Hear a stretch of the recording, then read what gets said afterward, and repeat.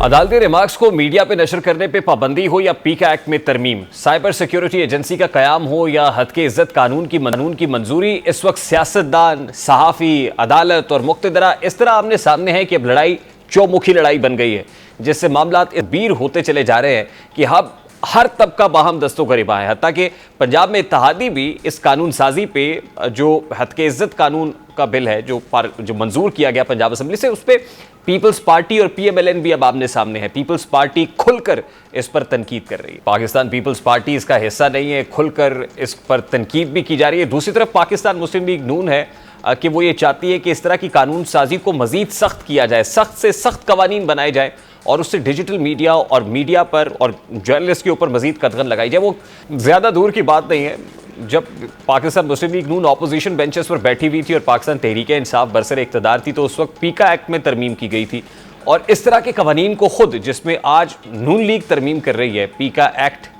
को मजीद अमेंडमेंट कर रही है कि शिकंजा अब सहाफ़ती हल्कों के गिर्द सख्त किया जाए। नून लीग इसको काला कानून कहा करती थी और इसकी शदीद मजम्मत करती थी। वो माजी में क्या कहते रहे, इस पर कैसे सियासत होती रही है। ज़राए के मुताबिक पाकिस्तान पीपल्स पार्टी और पीएमएलएन में इत्तेहाद के हवाले से जो एक एग्रीमेंट हुआ था हुकूमत में आने से पहले, पीपल्स पार्टी को उस पर भी कुछ रिजर्वेशंस हैं। जहाँ कानून साजी पर तहफ़्फ़ुज़ात का इजहार कर रही है, वहीं पर वो ये समझते हैं कि नून लीग के साथ जो एग्रीमेंट हुआ था उस एग्रीमेंट को एग्जीक्यूट नहीं किया जा रहा है। इस सारे मामले पर बात करेंगे। इस वक्त पीपल्स पार्टी के रहनुमा हसन मुर्तज़ा साहब ने हमें ज्वाइन किया है। अस्सलाम वालेकुम हसन मुर्तज़ा साहब, बहुत बहुत शुक्रिया आपके वक्त के लिए। सबसे पहले तो इस लेजिस्लेशन पर बात करते हैं। ये जो हद के इज्जत कानून है पंजाब असम्बली से मंजूर हो गया, पीपल्स पार्टी इस पर अपने रिजर्वेशंस रखे हुए, क्या वजह है कि ट्रेरी बेंचेस पर तो बैठे हैं लेकिन आप कन्विंस नहीं कर पा रहे पाकिस्तान मुस्लिम लीग नून को कि जिस अंदाज में कानून साजी कर रहे हैं ये काउंटर प्रोडक्टिव होगी, ये अननेसेसरी चीज़ों में खुद को उलझा के मजीद तबाही कर रहा है? बहुत शुक्रिया जी। देखें, इस पे पाकिस्तान पीपल्स पार्टी तो बड़ी क्लियर है और पहले दिन से पाकिस्तान पीपल्स पार्टी जो है वो किसी भी सहाफ़ती इदारे पे या किसी भी सहाफ़ी पे किसी भी किस्म की जो आज़ादी राय का हक है उस पे पाबंदी या कदगन के हक में नहीं है। पाकिस्तान पीपल्स पार्टी बेशक विक्टिम रही है। हमने 11-11 साल जेलें काटी और हमारे साथ जिस तरीके से हमारा मीडिया ट्रायल होता रहा, हमारी क़यादतों की करैक्टर असैसिनेशन होती रही, उसकी मिसाल दुनिया में नहीं मिलती। और 11 साल की जेल काटने के बाद जब हम अदालतों से बाइज्जत बरी हुए तो कोई एक आवाज़ नहीं उठी कि इनके साथ ज़्यादती होती रही, इनकी करैक्टर असैसिनेशन होती रही, ये बाइज्जत बरी हुए हैं, ये बेगुनाह थे। पाकिस्तान पीपल्स पार्टी इसके बावजूद भी अपने सहाफ़ी भाइयों के साथ खड़ी रही, क्योंकि ये हमारी हर तहरीक का हरावल दस्ता होते थे। पाकिस्तान पीपल्स पार्टी ने जब जब इस मुल्क के अंदर बहाली जमहूरियत के लिए जद्दोजहद की तो सहाफ़ी हमारा हरावल दस्ता होते थे। उन्होंने अपने खून के नजराने तक पेश किए, इसीलिए पाकिस्तान पीपल्स पार्टी उनके साथ होती है। और इस बिल के अंदर भी पाकिस्तान पीपल्स पार्टी ने उसका हिस्सा नहीं बनी। पाकिस्तान पीपल्स पार्टी हाउस पे मौजूद नहीं थी। हम आज भी कहते हैं कि कानून बनाना पार्लियामान का, असम्बली का हक है, लेकिन ऐसे कवानीन बनाते हुए तमाम स्टेक होल्डर्स को बुलाना, उनको एतमाद में लेना, उनकी अमेंडमेंट्स पे गौर करना, ये रियासत का और हुकूमत का फ़र्ज़ बनता है। इतनी उजलत में ये करने की ज़रूरत नहीं थी। वो अपने इत्तेहादियों को बुलाते, वो तमाम स्टेक होल्डर्स को बुलाते, उनकी नुमाइंदा तंजीमों को बुलाते, उनसे बैठ के बातचीत के जरिए इस मामले को हल किया जाता। बिल्कुल दुरुस्त बात है सर। देखिए इंटेंशन क्या है, पीका एक्ट 2016 पाकिस्तान मुस्लिम लीग नून ने अपनी हुकूमत में मुतारिफ कराया, फिर वक्त ने देखा कि जब पाकिस्तान तहरीक इंसाफ आई तो यही नून लीग के गले का तौक भी बना और फिर इसको कंडेम किया जाता रहा। अब फिर उसी एक्ट में वफाक के अंदर तरमीम भी हो रही है। पीका एक्ट तरमीमी बिल 2024 मुतारिफ कराया गया। पंजाब में एक और डेफेमेशन एक्ट लिया है। तो आप नहीं समझते कि कल को यही जो कवानीन बनाए जा रहे हैं ये कल को आप ही के गर्दन पे होंगे और फिर आपके पॉलिटिकल अपोनेंट्स आपके खिलाफ इस्तेमाल कर रहे होंगे? देखिए, ये चीज़ें तो मैं समझता हूँ कि ज़रूरत नहीं है कि कल को ये किसके खिलाफ होगा। जब कानून बनता है तो फिर वो सारों के लिए होता है।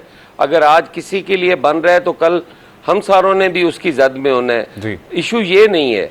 मैं यहाँ समझता हूँ कि डेफेमेशन लॉज होने चाहिए, लेकिन उनके लिए हमें इतनी उजलत की ज़रूरत नहीं है। आप क्या उजलत है, हमारी हुकूमत है, हमने कानून साजी करनी है, हमारा हक है। अगर हम सारे लोगों को एतमाद में लेके करें, कानून कोई किसी को खौफजदा करने के लिए तो नहीं बनाए जाते, कानून किसी को सज़ा देने के लिए तो नहीं बनाए जाते। कानून तो बनाए जाते हैं जो लोगों के लिए आसानियाँ पैदा करें, जो लोगों की मुश्किलात में कमी करें। कवानीन ऐसे होने चाहिए जिन पे इम्प्लीमेंटेशन हो सके। हमारे पास सैकड़ों कानून ऐसे मौजूद पड़े हैं जिन पे आज तक कोई अमल नहीं हुआ, और उसकी वजह यह है कि वो नाकाबिले अमल है। तो इसलिए हमें इन चीज़ों को बड़े धीमे और ठंडे मिजाज से सोचने की ज़रूरत है, इसमें जल्दबाजी की ज़रूरत नहीं है। और पाकिस्तान पीपल्स पार्टी आज भी पुरुमीद है कि इस कानून को हम सारों के साथ बैठ के इंशाअल्लाह ताला एक्ट बनाएंगे, उसके अलावा ये नहीं बनेगा। ठीक, आप देखिए, आपका एम्फेसिस ये है कि इसमें उजलत का मुजाहरा नहीं किया जाना चाहिए था, कंसेंसस के साथ होता। तो ये उजलत क्यों है, मतलब ये जल्दबाजी का मुजाहरा क्यों किया जा रहा है, और फिर इंटेंशन क्या है सर? ये तो ज़्यादा मुनासिब होगा कि आप किसी PMLN के या किसी हुकूमती नुमाइंदे से जो इस बिल को पास करवाना चाहते हैं, उनसे पूछे वजह। तो मेरे ख्याल है वो वजह बेहतर। देखिए, आप प्रेरी बेंचेस शेयर करते हैं, जाहिर है आपने जब रिजर्वेशंस रखे होंगे, कंसर्न्स का इजहार किया होगा, तो कोई मुनासिब जवाब तो दिया होगा कि भाई ये वजह है, ये प्रॉब्लम है, इसलिए हम आपके साथ भी कंसल्ट नहीं कर सके।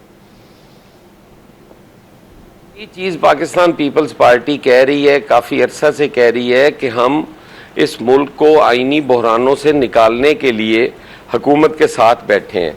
हम हुकूमत का हिस्सा नहीं है, हम ट्रेजरी बेंचेस पे बैठे हैं, लेकिन हमने ये नहीं किया हुआ कि उनके हर बिल में हमने आइज़ और नोज़ के चक्कर में ही पड़े रहना है कि जी ये हुकूमत का है तो हमने आइज़ ही कहना है। इस तरह की बात नहीं है। पाकिस्तान पीपल्स पार्टी ये समझती है कि जहाँ पे गलत होगा हम उसको गलत कहेंगे। ये बिल उसकी वाज़िया मिसाल है। इससे पहले गंदम का इशू आया, पाकिस्तान पीपल्स पार्टी के चेयरमैन से लेके एक आम कारकुन तक एक ही आवाज़ थी कि गंदम खरीदी जानी चाहिए, काश्तकारों के साथ ज़्यादती नहीं होनी चाहिए।